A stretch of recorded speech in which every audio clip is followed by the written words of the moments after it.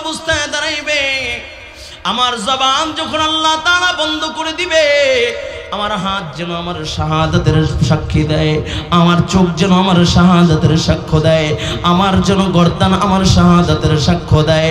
আমি এই জন্য দোয়া করেছি, আল্লাহ তুমি আমাকে এমন একটি মৃত্যু দিবা যে মৃত্যুটা হবে অঙ্গ প্রত্যঙ্গ টুকরা টুকরা হয়ে যাবে, মাসলার শহীদ হইতে পারি। ও যুবক ভাই, আল্লাহ তাআলা বলেন ওয়ালিমান খাফা মাকাম রাব্বিহি জান্নাতান, যার দিলের ভিতরে আল্লাহর ভয় আছে, আল্লাহ তাআলা কাল কিয়ামতের ময়দানে তাকে দুইটা জান্নাতের মালিক বানায় দিবে, সে দুইটা জান্নাতের মালিক হয়ে যাবে গা। ও যুবক ভাই, এখন আমাদের ভিতরে আল্লাহর মোহাব্বত নাই, আমার ভিতরে আল্লাহর ভয় নাই। আজকে যারা এখানে চলে এসেছি রে বাবা, আল্লাহর মোহাব্বতে আল্লাহর ভয়ে দুইটা ফোঁটা চোখের পানি সাইরা সাইরা যদি কান্না করতে পারি, শায়েকের সাথে হাত উঠায়া মোনাজাতে যদি চোখের পানি সাইরা কান্না করতে পারি, আর আল্লাহ তাআলাকে যদি ডাক দিয়ে বলি, আল্লাহ অন্যায় করেছি, অপরাধ করেছি, আমার মতো অপরাধী আর কেউ নাই, আমার মতো পাপী জাহান্নামী আর কেউ নাই, তুমি আমাকে মাফ করে দাও, হয়তোবা আজকের চোখের পানি কাল কিয়ামতের ময়দানে আপনার আমার নাজাতের জরিয়া হতে পারে। ঠিক কিনা জোরে বলেন। এই জন্য যুবক ভাই, লম্বা চূড়া আলোচনা করার মতো সুযোগ নাই, আমি আমার আলোচনা অল্পের ভিতরে ইতি টানবো ইনশাআল্লাহ। খতিবুল উম্মাহ মাওলানা হাফিজুর রহমান সিদ্দিক কুয়াকাটা হুজুর এখনই চলে আসবেন। তবে যুবক ভাই, আল্লাহর মোহাব্বত, আল্লাহর মোহাব্বত, আল্লাহর ভালোবাসা, আল্লাহর প্রেম নিয়ে এ দুনিয়ার থেকে বিদায় নিতে কে কে চাই? আল্লাহু আকবার। কে কে চাই? আল্লাহু আকবার। আল্লাহ তুমি কবুল করে নাও, বলুন আমিন। ও যুবক ভাই, আমি যদি এমন একজন আশিককে ডাক দিই যে কোরআনের জন্য জীবন দিবা, ওই যে হানজালা নবীর প্রেমিক সাহাবী হানজালা পানির কিনারায় গেছে ফরজ গোসল করবে, এমন সময় কে যেন কয় কুতিলা মুহাম্মদ সাল্লাল্লাহু আলাইহি ওয়াসাল্লাম আর নাই, নবী আর নাই। হানজালা পানি ফালায়া পরে একটা দৌড় দিয়া বলে, বিবি তরবারিটা দে। বিবি ডাক দিয়া বলে, প্রাণের স্বামী আমার, আপনি তো এখন পর্যন্ত গোসল করেন নাই, আপনার জন্য তো গোসল ফরজ হয়ে গেছে গা, আপনি গোসল করেন নাই, আগে গোসল করেন, তারপরে তরবারি নিয়ে যুদ্ধের ময়দানে যান। বিবিকে ডাক দিয়া বলে, বিবি কার জন্য গোসল করবো রে বিবি, কার জন্য গোসল করব? গোসল কইরা আমি কার সামনে দাঁড়াইব? মায়ার নবী রাহমাতাল লিল আলামিন নবী এই দুনিয়ার নাই, আমি হানজালার গোসল করতে পারবো না। যেই দুনিয়া আমার নবী নাই, ওই দুনিয়ায় হানজালাও থাকতে পারবে না, থাকতে চায় না। কই বিবি বিদায় দে, দেখা হবে ময়দানে মাহশারে। নবীর আশিক সাহাবী হানজালা তরবারি নিয়ে উহুদের প্রান্তরে হাজির। আল্লাহর নবী সরকারে দু আলম নবী যখন উহুদের যুদ্ধ শেষ হয়ে যায়, এমন সময় আল্লাহর নবী ডাক দিয়া বলেন, সাহাবায়ে কেরাম যারা উহুদ প্রান্তরে শাহাদাত বরণ করেছে সকলকে বিনা গোসলে দাফন দিয়া দাও। এমন সময় একটা মহিলা আওলা কেশ পাগল বেশ নবীর দরবারে দূরে হাজির হয়ে গেছে। নবী ডাক দিয়া বলে, নবী আমার, সকলকে বিনা গোসলে দাফন দিলেও আমার স্বামীকে বিনা গোসলে দাফন দিবেন না। নবী বলে, কে তোমার স্বামী? কয় গতকালকে যাকে আপনি আমার সাথে বিবাহে আগদ পড়ায় দিয়ে আসছিলেন, আমার সাথে বিবাহ পড়ায় দিয়ে আসছিলেন, আপনার সাহাবী হানজালা।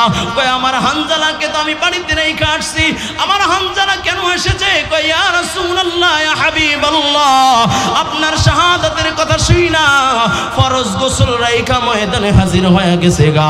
আল্লাহর নবী কয়, সাহাবায়ে কেরাম হানজালার লাশটাকে খোঁজো, তোমরা পানির ব্যবস্থা করো, গোসল দিবা। এমন সময় আল্লাহর নবীর চোখ দিয়া অশ্রু ঝরতেছে, নবীর চোখ দিয়ে চোখ বায়া বায়া অশ্রু ঝরতেছে। মহিলাটা হাউমাউ করে কান্না কইরা ডাক দেয়, ইয়া রাসূলুল্লাহ, ইয়া হাবিবাল্লাহ, ও আল্লাহর নবী আপনি কেন কান্না করতেছেন? আমার স্বামী কি জাহান্নামের বাসিন্দা হয়ে গেছে গা? নবী বলেন না না না, আমার হানজালা জাহান্নামের বাসিন্দা হয় না। আমার হানজালা আমার মোহাব্বতে জীবন দিয়েছে, তো আল্লাহ খুশি হইয়া হানজালার লাশটা আসমানে উঠায়া নিজে জিম্মাদার হইয়া জান্নাতি পানি দিয়ে আমার হানজালাকে গোসল দিচ্ছে। চিল্লায় কও আল্লাহু আকবার। লা ইলাহা ইল্লাল্লাহ, লা ইলাহা ইল্লাল্লাহ। মজা লাগেনি? তাহলে একটু জবান খুলে পড়েন না, লা ইলাহা, আরো জোরে, লা ইলাহা ইল্লাল্লাহ, লা ইলাহা ইল্লাল্লাহ। পয়গম্বর মুসা আলাইহিস সালাতু ওয়াস সালাম, যিনি তুর পাহাড়ে আল্লাহ তাআলার সাথে কোনো মাধ্যম ছাড়া ডাইরেক্ট আল্লাহ তাআলার সাথে কথা বলতেন, কালিমুল্লাহ। আল্লাহ তাআলার সাথে পয়গম্বর কথা বলেন, আল্লাহ তাআলাকে ডাক দিয়া বলে, আল্লাহ আমি তো তোমার গোলামি করি, তোমার ইবাদত করি, কিন্তু মওলা আমাকে একটা আমল দাও, যে আমলটা শুধু আমি মুসা করব, আর কেউ করবে না, যে আমলটা শুধু আমি করব, আর কেউ জানবে না, যে আমলের মাধ্যমে আমি তোমার সাথে সম্পর্ক করব, গোপনে গোপনে আমি তোমার সাথে আরো গভীর সম্পর্কে জড়া যাব, পৃথিবীর কারো কোনো খবর থাকবে না, এমন একটা আমলের কথা তুমি বইলা দাও। আল্লাহ তাআলা ডাক দিয়া বলে, পয়গম্বর তুমি পড়ো, লা ইলাহা ইল্লাল্লাহ, লা ইলাহা ইল্লাল্লাহ, লা ইলাহা ইল্লাল্লাহ, লা ইলাহা ইল্লাল্লাহ। পয়গম্বর ডাক দিয়া বলে, আল্লাহ আমি একটা আমল চেয়েছি, যেটা শুধু আমি পয়গম্বর মুসা করবার কেউ করবে না। ইলা ইলাহা ইল্লাল্লাহর জিকির তো আদম সফিউল্লাহ করেছে, ইলা ইলাহা ইল্লাল্লাহর জিকির তো শীশ আলাইহিস সালাতু ওয়াস সালাম করেছে, ইলা ইলাহা ইল্লাল্লাহর জিকির তো ইব্রাহিম খলিলুল্লাহ করেছে, ইলা ইলাহা ইল্লাল্লাহর জিকির তো সমস্ত উম্মতেরা করেছে। আয় আল্লাহ শুধু আমাকে দিবা, আমি একা একা যে আমলটা করব আর কেউ করবে না, এমন একটা আমল তুমি আমাকে দিবা। আল্লাহ কয়, মুসা তুমি পড়ো, লা ইলাহা ইল্লাল্লাহ, লা ইলাহা ইল্লাল্লাহ, লা ইলাহা ইল্লাল্লাহ। মুসা ডাক দিয়া বলো, আল্লাহ তুমি আমাকে শুধু আমাকে একটা আমল দিবা। আল্লাহ তাআলা ডাক দিয়া বলে, পয়গম্বর এ লা ইলাহা ইল্লাল্লাহর ওজন কেমন তুমি কি জানো? কই লা ইলাহা ইল্লাল্লাহ যদি এক পাল্লায় রাখা হয়, আর আসমান ও জমিন কুল কায়নাতকে যদি অপর পাল্লায় রাখা হয়, জান্নাত জাহান্নামকেও যদি অপর পাল্লায় রাখা হয়, এমন কি আমি আল্লাহকে বেঁচে রেখে আমার আরশে আজিমকেও যদি অপর পাল্লায় রাখা হয়, তবে লা ইলাহা ইল্লাল্লাহর ওজন বেশি হয়ে যাবে। জবান খুলে বলে, লা ইলাহা ইল্লাল্লাহ, লা ইলাহা ইল্লাল্লাহ, লা ইলাহা ইল্লাল্লাহ মুহাম্মাদুর রাসূলুল্লাহ। অল্প সময় কয়েকটি কথা বলবো। আমাদের শ্রদ্ধাভাজন, আমাদের সকলেরই সুপরিচিত হৃদয়ের স্পন্দন খতিবুল উম্মাহ মাওলানা হাফিজুর রহমান সিদ্দিক কুয়াকাটা হুজুর অল্প সময়ের ভিতরে আসবেন, আর আল্লাহ ওয়ালা বুজুর্গ আসবেন, হুজুর কথা বলবেন, হুজুরের সাথে দোয়ার ভিতরে শামিল হব, হয়তোবা এই রাত্রটাই আমি ইমরান হোসেন মুজাহিদের জন্য নাজাতের জরিয়া হতে পারে। ঠিক কিনা জোরে বলেন।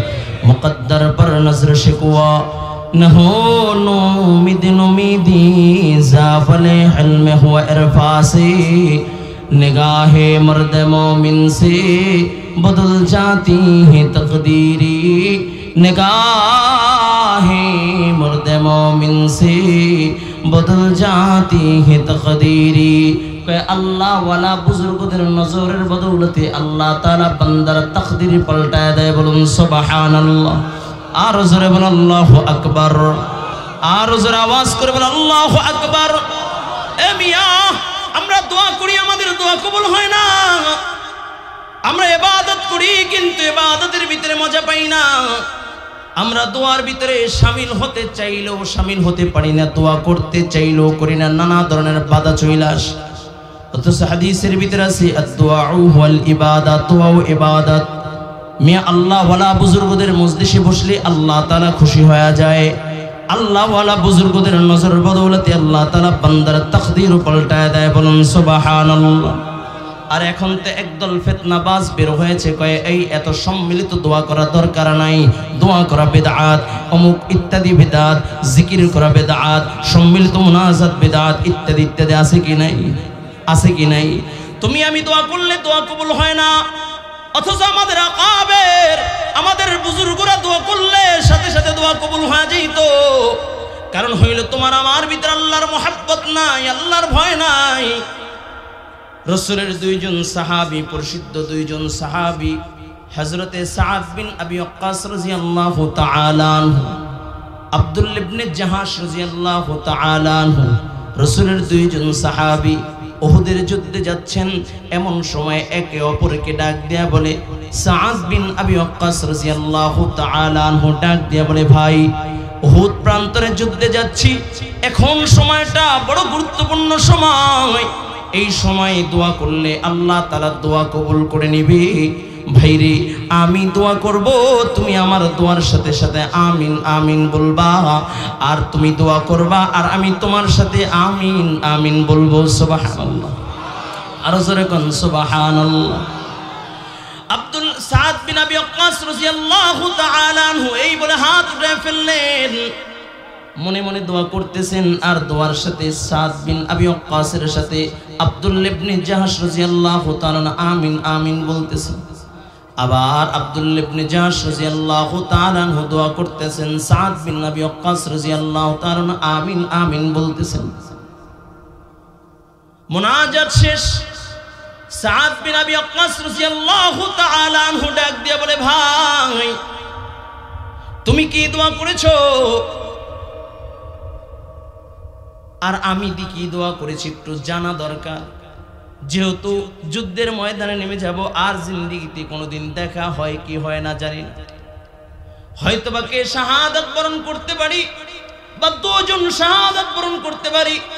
তবে কি মুনাজাত করেছি যদি একে অপরের জানা থাকে বা একটু জানতে মনে চায়, সাদ বিন আবি ওয়াক্কাস এই কথা বলি না, বলে ভাই আমি যে দোয়া করেছি, আমি আল্লাহ তাআলাকে বলেছি, আল্লাহ যুদ্ধের ময়দানে কাফেরদের বিরুদ্ধে আমি তরবারি নিয়ে দাঁড়ায় যাব, তুমি আমার সামনে একজন পালোয়ান, একজন বীর যোদ্ধাকে আমার সামনে দাঁড়া করায় দিবা, যার অর্থ সম্পদও প্রচুর পরিমাণে আছে, শক্তিশালী বীর পালোয়ান, তাকে আমি কতল করে আমি তাকে জাহান্নামের বাসিন্দা বানায়া আমি তার সম্পদগুলোকে নিজে উপকৃত হব এবং মুসলমানরা গনিমতের মালও বেশি পাইব।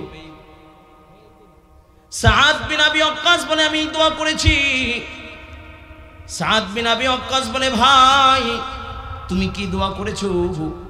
আব্দুল্লাহ ইবনে জাহাশ রাদিয়াল্লাহু তাআলা আনহু ডাক দিয়ে বলে, ভাই রে, আমি দোয়া করেছি আল্লাহ এই যুদ্ধে কিছু কাফের কতল হবে এবং কিছু মুসলমান শাহাদাতের শরাব পান করবে। আয় আল্লাহ, ঘর থেকে বের হয়েছি শাহাদাতের তামান্না নিয়া। আয় আল্লাহ, এই যুদ্ধে যারা শাহাদাত বরণ করবে আমি আব্দুল্লাহ ইবনে জাহাশকে তাদের কাতারে শামিল করিও।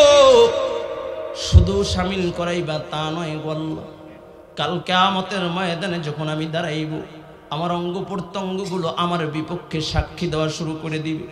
তাই যখন আমি ময়দানে যখন কাফেরদের বিরুদ্ধে দাঁড়ায় যাব, আমাকে এমন একটি শহীদ বানাইবা, মাসনার শহীদ, যেন আমার হাত না থাকে, আমার পা না থাকে, আমার অঙ্গ প্রত্যঙ্গগুলো না থাকে। কারণ কাল কিয়ামতের ময়দানে আল্লাহ বলেন, ওয়ালিমান খাফা মাকাম রাব্বিহি জান্নাতান, আল্লাহর ভয় যার ভিতরে আছে আল্লাহ তাকে 2টা জান্নাত দিবে। শুধু তাই না বাবা, আল্লাহর ভয় নিয়া আব্দুল্লাহ ইবনে জাহাজ বলে, ভাই আমি দোয়া করছি, আল্লাহ আমাকে মাসনার শহীদ বানাইবা, আমার অঙ্গ প্রত্যঙ্গ যেন কাল কিয়ামতের ময়দানে আমার বিরুদ্ধে সাক্ষী দিতে না পারে, আমার দেহ থেকে গর্দান যেন আলাদা হয়ে যায়, আমার অঙ্গ প্রত্যঙ্গগুলো যেন আলাদা হয়ে যায়। আল ইয়াউমা নাখতিমু আলা আফওয়াহিহিম ওয়া তুকাল্লিমুনা আইদিহিম ওয়া তাশহাদু আরজুলুহুম বিমা কানু ইয়াকসিবুন। যখন ময়দানে মাহশারে দাঁড়াইব, আল্লাহ তাআলার আদালতে যখন দাঁড়াইব, আমার হাত, আমার পা, আমার অঙ্গ প্রত্যঙ্গগুলো টুকরা টুকরা অবস্থায় দাঁড়াইবে। আমার জবান যখন আল্লাহ তাআলা বন্ধ করে দিবে, আমার হাত যেন আমার শাহাদাতের সাক্ষী দেয়, আমার চোখ যেন আমার শাহাদাতের সাক্ষ্য দেয়, আমার যেন গর্দান আমার শাহাদাতের সাক্ষ্য দেয়। আমি এই জন্য দোয়া করেছি, আল্লাহ তুমি আমাকে এমন একটি মৃত্যু দিবা, যে মৃত্যুটা হবে অঙ্গ প্রত্যঙ্গ টুকরা টুকরা হয়ে যাবে, মাসনার শহীদ হইতে পারি।